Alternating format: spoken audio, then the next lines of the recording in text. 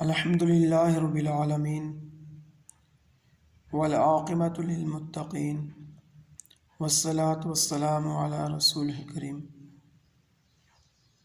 السلام علیکم ورحمۃ اللہ وبرکاتہ۔ میرے عزیز طلباء و طالبات، آج کا جو ہمارا لیکچر باب نمبر باب نمبر 6 اخلاقیات کے حوالے سے جو ہمارا چیپٹر ہے، اس میں سورہ حجرات کی پہلی آیات پہ لیکچر پچھلا ہو چکا تھا۔ آج کا جو لیکچر ہے اس میں ہم سورہ حجرات کی آیت نمبر 9 اور 10 پڑھیں گے۔ اس کا ترجمہ اور مقصد تشریح ہم انشاءاللہ سیکھیں گے۔ اللہ تبارک و تعالی ہمیں اس پر عمل کرنے کی توفیق عطا فرمائے۔ آیت نمبر 9 کی تلاوت دیکھیں، سنیں ذرا۔ اعوذ باللہ من الشیطان الرجیم، بسم اللہ الرحمن الرحیم۔ وَإِن طَائِفَتَانِ مِنَ الْمُؤْمِنِينَ اقْتَتَلُوا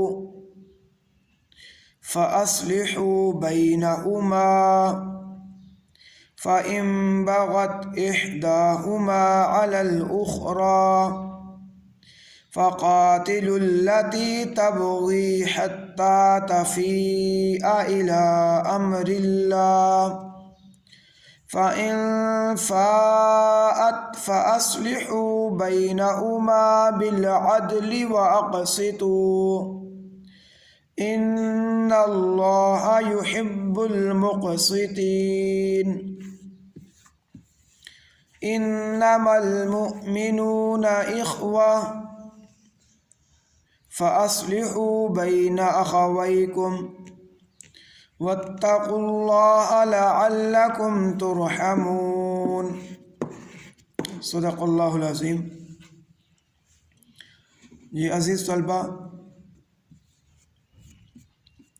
ان دو آیات کا ترجمہ اور مختصر سی تشریح آپ سماعت فرمائیں۔ اللہ تبارک و تعالی ارشاد فرما رہے ہیں، وَإِن طَائِفَتَانِ مِنَ الْمُؤْمِنِينَ اقْتَتَلُوا، وَإِن اور اگر طائفتان دو گروہ من المؤمنین مومنوں کے، اگر مومنوں کے دو گروہوں میں اقتتلوا لڑائی جھگڑا ہو جائے، آپس میں وہ لڑ پڑیں، فَأَصْلِحُوا بَيْنَهُمَا پس تم ان دونوں کے درمیان صلح کرا دو۔ فَإِن بَغَتْ إِحْدَاهُمَا عَلَى الْأُخْرَى پس اگر ان دونوں میں سے ایک دوسرے پر سرکشی کرے، فَقَاتِلُوا پس تم لڑائی کرو، الَّتِي تَبْغِي اس گروہ کے ساتھ جو سرکشی کرتا ہے، حَتَّى تَفِيءَ إِلَى أَمْرِ اللَّهِ یہاں تک کہ وہ اللہ کے حکم کی طرف پلٹ آئے، یعنی صلح پر راضی ہو جائے۔ فَإِن فَاءَتْ پس جب وہ پلٹ آئے، فَأَصْلِحُوا بَيْنَهُمَا پس تم ان دونوں کے درمیان صلح کرا دو، بالعدل عدل، وَأَقْسِطُوا اور انصاف کے ساتھ۔ إِنَّ اللَّهَ يُحِبُّ الْمُقْسِطِينَ بے شک اللہ تبارک و تعالی انصاف کرنے والوں کو پسند کرتا ہے۔ جو بیٹا آگے آیت نمبر 10 کے اندر اللہ تبارک و تعالی فرما رہے ہیں، إِنَّمَا الْمُؤْمِنُونَ إِخْوَةٌ بے شک مومن آپس میں بھائی ہیں، فَأَصْلِحُوا بَيْنَ أَخَوَيْكُمْ پس تم اپنے دونوں بھائیوں کے درمیان صلح کرا دو، وَاتَّقُوا اللَّهَ اور اللہ سے ڈرو، لعلکم ترحمون، تاکہ تم پر رحم کیا جائے۔ جی بڑا، اس آیات مبارکہ کے اندر اللہ تبارک و تعالی ہمیں پاکیزہ معاشرے کے احکامات بتا رہے ہیں کہ کس طرح معاشرے کے اندر پاکیزگی، امن، سکون رہتا ہے، کہ اس لیے جہاں بندہ مومن، ایمان والے معاشروں کو امن، ان کی فلاح اور ترقی کے لیے کام کرتے ہیں، وہاں پہ جو شیطان ہے، جو انسان کا ازلی دشمن ہے، وہ معاشروں کے اندر فساد کا، بگاڑ کا سبب بنتا ہے۔ وہ چھوٹی چھوٹی باتوں پر مسلمانوں کو آپس میں لڑا دیتا ہے۔ تو اللہ تبارک و تعالیٰ فرما رہے ہیں، اگر مسلمانوں کے دو گروہ آپس میں لڑ پڑیں، لڑائی جھگڑا ہو جائے، اب تیسرے کا کیا حکام ہے کہ ان دونوں کے درمیان صلح کرا دے۔ اگر ان دونوں میں سے کوئی ایک صلح کی طرف نہ آئے تو پھر اللہ تبارک و تعالیٰ حکم دے رہے ہیں کہ جو بغاوت کر رہا ہے دوسرے کے اوپر، صلح کی طرف نہیں آ رہا، اللہ کے احکامات کو ماننے سے انکار کر رہا ہے، تو تم پھر اس کے ساتھ لڑائی کرو۔ یہاں بات ہو رہی ہے مسلمانوں کے دو گروہوں کے، مسلمانوں کے دو جماعتوں کی۔ اگر مسلمان کفار کے ساتھ لڑائی کر رہے ہیں تو ظاہری بات ہے ان کی لڑائی دین کی سربلندی کے لیے ہوگی یا مسلمانوں کی مدد کے لیے ہوگی، تو وہاں پہ صلح نہیں ہے، وہاں پہ جہاد کا حکم ہے۔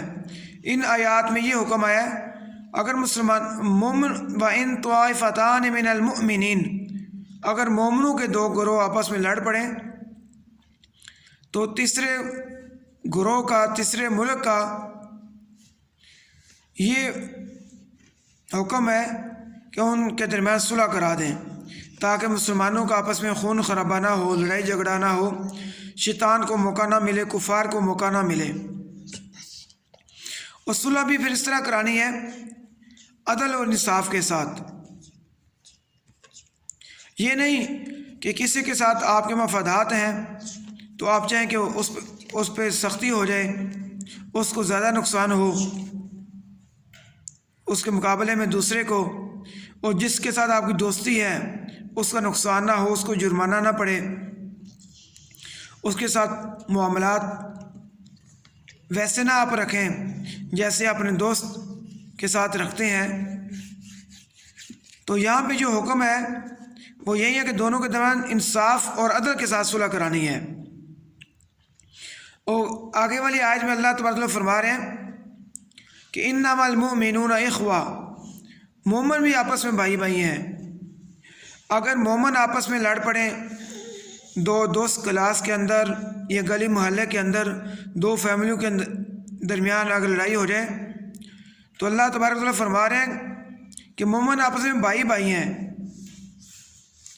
تو تم اپنے بھائیوں کے درمیان صلح کرا دو، اس کو شیطان کو موقع ہی نہ ملے، اس کو موقع ہی نہ دے آپ دو کہ آپ آپس میں لڑائی کرنا شروع کر دو اور وہ خوش ہوتا رہے، اور پھر لڑائی آگے قتل و غار تک پہنچ جاتی ہے، نسلیں اور فیملی تباہ ہو جاتی ہیں، جو معاشرے کا امن ہے وہ برباد ہو جاتا ہے۔ تو اس لیے عزیز طلبہ و طالبات، ہمیں بھی یہ حکم ہے کہ ہم جہاں بھی دیکھیں کوئی دو پارٹیوں کے درمیان، دو گروہوں کے درمیان، دو دوستوں کے درمیان، دو بھائیوں کے درمیان اگر کسی بات پر لڑائی ہو جائے، ناراضگی ہو جائے، تو حکم کیا ہے کہ ان کے درمیان فوراً صلح کرا دو۔ اور اس کا حکم بھی ہے کہ اللہ سے ڈرو تاکہ تم پر رحم کیا جائے۔ اور اللہ کے نبی صلی اللہ علیہ وسلم کی حدیث مبارکہ انصر اخاک ظالما او مظلوما، کہ تم اپنے بھائی کی مدد کرو اگر وہ ظالم ہے یا مظلوم ہے۔ صحابہ نے عرض کیا اللہ کے رسول، ظالم کی تو سمجھ آتی ہے، مظلوم کی تو سمجھ آتی ہے کہ اس کی مدد کی جائے، وہ مظلوم ہے، اس کے اوپر ظلم ہوا ہے، ظالم کی کس طرح مدد کی جائے؟ تو اللہ کے نبی صلی اللہ علیہ وسلم نے فرمایا ظالم کو اس کے ظلم سے روک کر کہ وہ دوسروں پر ظلم نہ کرے، اس طرح اس کی مدد کی جائے۔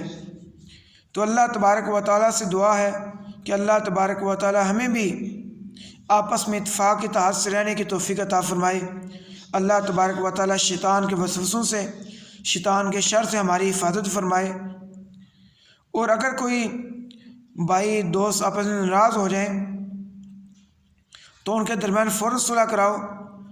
اور اللہ کے نبی صلی اللہ علیہ وسلم کی حدیث مبارکہ ہے کہ کسی مسلمان کے لیے کے اوپر یہ انتہائی سخت گناہ ہے، اس کے لیے جائز نہیں ہے کہ وہ اپنے مسلمان بھائی کے ساتھ 3 دن سے زیادہ ناراض رہے۔ اگر حد بھی کوئی ناراضگی کی، غصے کی ہے تو 3 دن سے زیادہ ناراض نہیں ہونا چاہیے۔